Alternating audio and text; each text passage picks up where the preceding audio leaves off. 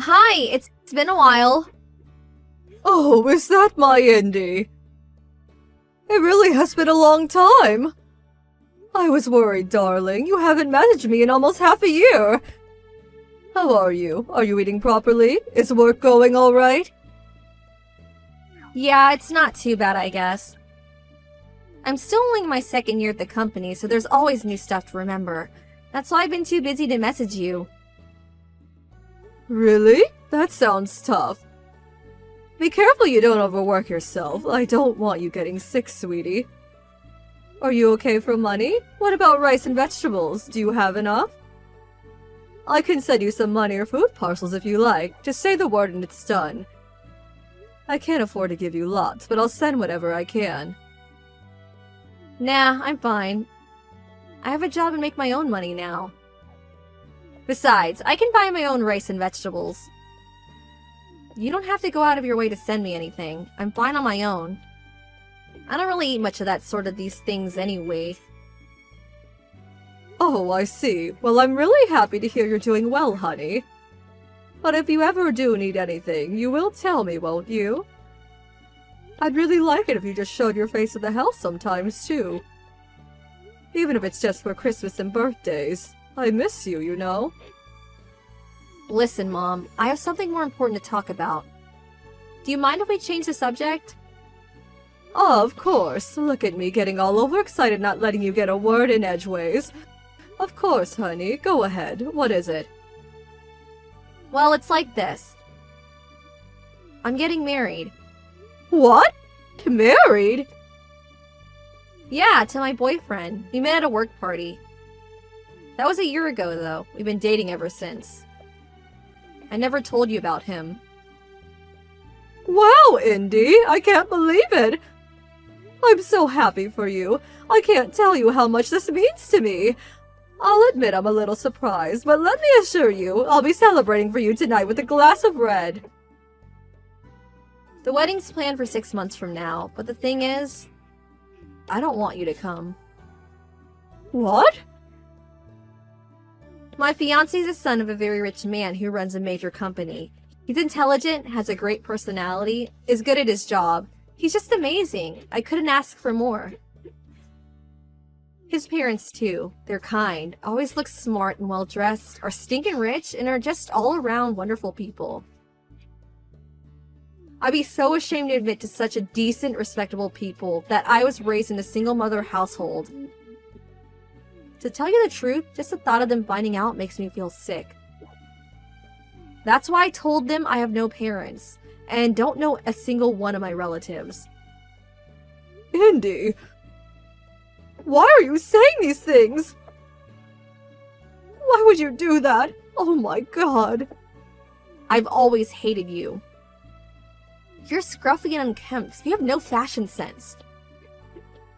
You slave away at your minimum wage job to bring home what amounts to nothing more than pocket change. I hated that cheap, shabby old house we lived in, too. I could never bring friends over because I felt so embarrassed. I hated it all. What?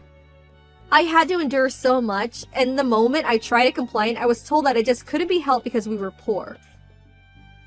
My clothes and school supplies were always either secondhand or handouts from people in the neighborhood. Throughout my whole childhood, I don't remember ever being bought anything that was actually new. You never came to sports days or parent evenings because you always had to put so many hours in that crappy job of yours. I was so lonely. I felt absolutely pathetic. It's true, I was always busy with work, and you did have to endure things most other children didn't. Which meant I didn't always have the time to give you the attention you deserved, and I understand that must have made you feel very isolated and lonely. I accept everything you say. I'm so sorry, Indy, truly I am. But all of it, everything I did was so that one day I could afford to send you to a good college. I did it all with your future in mind. I did it because I wanted you to lead a happy, fulfilling life. I never asked you to do any of that for me. This is just patronizing. You put me through all that and then have the nerve to act like you were doing me a favor? Indy. I guess I am grateful that you sent me to a good college. It did mean I was deprived of a normal childhood, though. I'd either be stuck in my room studying or out working part-time while all my friends were out having fun and meeting people. Without going to college, I wouldn't have landed my current job or met my fiancé. I guess all things considered, on balance, I am willing to call it even. That means there's no ill will, but no positive sentiment either. A flat 0. I guess that makes us more or less strangers. I think it's time for me to cut you out of my life. Cut me out of your life? Why? I'm gonna be the wife of the CEO of a major company before long. That means I'm moving up in the world. You, on the other hand, are still broke, still working that crappy job, still in that decrepit old house. How can I let people know you're my mom? It's embarrassing. Me and you are a mismatch. Socially, financially, we just don't mesh. You get me? That's why I'm cutting you out of my life. Never attempt to contact me again. This is my chance to finally be happy and live the life I always dreamed of. Don't you dare get in my way. I see. If that's what you want, Indy, then there's nothing I can say. It's your life and you should live it as you see fit. But please, just remember that I'm about to tell you. Your mother will always love you, and I wish for you nothing but happiness. Who are you? I don't have a mom. Hey. How's it going? It's Indy. Indy, it's been forever. It must have been, what, 2 years by now? How have you been? How's the married life? Are you happy? Yeah, I'm doing okay, thanks. Listen, there's something I want to let you know, or rather ask of you. Oh, of course. There's something I want to let you know too, Indy. I'm getting remarried. Huh? You see, I felt like a weight had been lifted from my shoulders after you went off to live your life. I suddenly felt filled with energy. So I committed to building a new life for myself. I started going to a local ballroom dance club in the neighborhood last year. I've been toying with the idea of giving it a try since forever, but I was so busy with work I never really got the chance. You? Ballroom dancing? I know, right? I had my doubts about it working out at my age, too. But when I plucked up the courage and actually went, I had a whale of a time. I made lots of friends there, too. Now we all go out for drinks regularly. Anyway, me and one of my dance partners started getting along really well. We realized we had the same interests, similar personalities. His name's Donald Silverstein. His wife passed away 3 years ago, and all of his children have flown the nest and have their own lives to lead now. So he currently lives on his own. After we hit it off at the dance club, he invited me out to dinner. Then we got together, and after we dated for a while, he got down on one knee, popped the question, and asked if I'd do him the honor of spending the rest of my life with him. Isn't it just amazing? That's why, from next year onward, I'll be called Louise Silverstein. Just hold on a sec. Does Donald by any chance have a really, really big house? Or should I say a mansion? 3 floors, acres of garden complete with tennis courts and fountains? Huge, grand, and magnificent? Huh? How did you know? You're right, though. That's my Donald you're talking about. I actually went to his house for the first time recently after he proposed to me. It really is as amazing as you say. I almost fainted when I saw the gold-encrusted chandeliers. Luckily, his butler noticed I looked woozy and offered me a seat. His daughter was one of my classmates. Abigail Silverstein was her name. She tried to keep it on the down low, but everyone knew her dad was filthy rich. Word around school was he was a billionaire. If I had to guess, I'd say it's probably true. But I'm not marrying Donald for his money. It was his kindness and loyalty that I fell for. Neither of us are exactly spring chickens anymore, and we decided not to go into the trouble of having a wedding. But Donald will be holding a big dinner at his place. All of his kids will be there, so I get to meet everyone while we all celebrate the occasion with some food and drinks. Really? Actually, this is perfect. Make sure you send me, my husband, and his parents an invite to the dinner, okay? What? Why? Well, the thing is, my husband found out about you. He found out I was lying about not having any parents. He also knows I was raised by a single mother and that I broke off contact with you. Him and his parents were furious when they found out. How could you be so cruel to your poor mother after she worked so hard to send you to college? You disgust me, to quote my husband. Really? I see. Now, him and his parents are giving me the cold shoulder. And the image of the perfect bride I worked so hard to cultivate was smashed to pieces in an instant. Nothing's been the same since. He says he doesn't even know whether he wants to carry on. Divorce was mentioned. That's why I want me and you to build some bridges. Actually, that's why I messaged you today. Build some bridges? By that, I take it you mean you want to reconcile and have me back in your life. Yeah, that's it. Let's do that. I need my husband and his parents to see that me and you patch things up and have a normal relationship.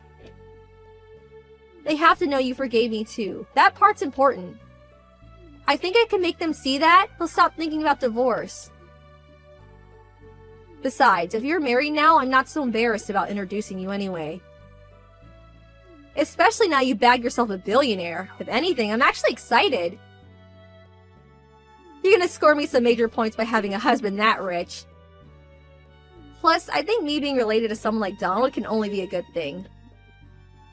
Now that I think about it, the merits are endless. So what do you think? You'll invite us, won't you? Pretty please, with a cherry on top? Think of it as helping your daughter out. Oh, Indy, you see, the thing is, you're not my problem anymore. Huh? What does that mean? It means no. Why should I let you use my wedding dinner to get you out of being divorced? Me and Donald aren't your own personal tools to be used and manipulated as you see fit. You're an adult now. You have a job, you're married. You're well past the age where I fix your problems for you. You got yourself into this mess, so how about you get yourself out of it? How about you get yourself out of it? You can't go relying on your mommy forever. No, wait, please! Why not? What do you mean, why not? Because you reap what you sow, Indy. Liars always get found out. I mean, seriously, what did you expect to happen when you told your husband and his family you were an orphan? This was inevitable. And isn't it just a tad selfish of you to expect me to come crawling back to you the moment it suits you? After you cut me out of your life to present some phony, made-up image of yourself to your new family. I'd be embarrassed to introduce a daughter as shallow as you to my Donald. Oh my god! If you don't invite us, he might divorce me. All you have to do is let us show our faces for a few minutes. We'll leave after you meet him and his parents, I swear. Didn't you say you wish for nothing but happiness for me? It's true, I certainly did say that, and it's still true. But it's ultimately just that, a wish. I never once said I'd have anything to do with you again. Happiness is something you have to obtain on your own. Oh my god, come on, I'm begging you here. Do you have any idea how much trouble I'll be in if he divorces me? How hard I worked to get to where I am today? I finally managed to marry into money after all these years. This can't be how it ends. It can't! Mom, please, I'm begging you. Who are you again? I'm terribly sorry, but I forgot. What are you talking about, Mom? We were talking normally until just now. Mom! Mom? Oh, that's strange. I don't have a daughter. She showed no sign of giving up, so I had no choice but to block her in the end. I sold the house to move in with Donald, and with that, the cutting of ties was complete. After that, I got a message from Indy's husband. It said, "Please forgive me and my family for our rudeness. We would have contacted you immediately had we known about you." I thought it was a nice apology. Indy's relationship fell apart over the whole lying about being an orphan thing. Eventually, just as she feared, her husband divorced her. He kicked her out in the streets, and she had no choice but to move into the cheap old apartment she stayed back in college. Her standard of living was suddenly in the gutter, and with her life crashing and burning before her eyes, she was forced into long hours of overtime to keep up with the rent and student loan repayments. I also apologized to her ex-husband for the stress and inconvenience my daughter had caused him and his family.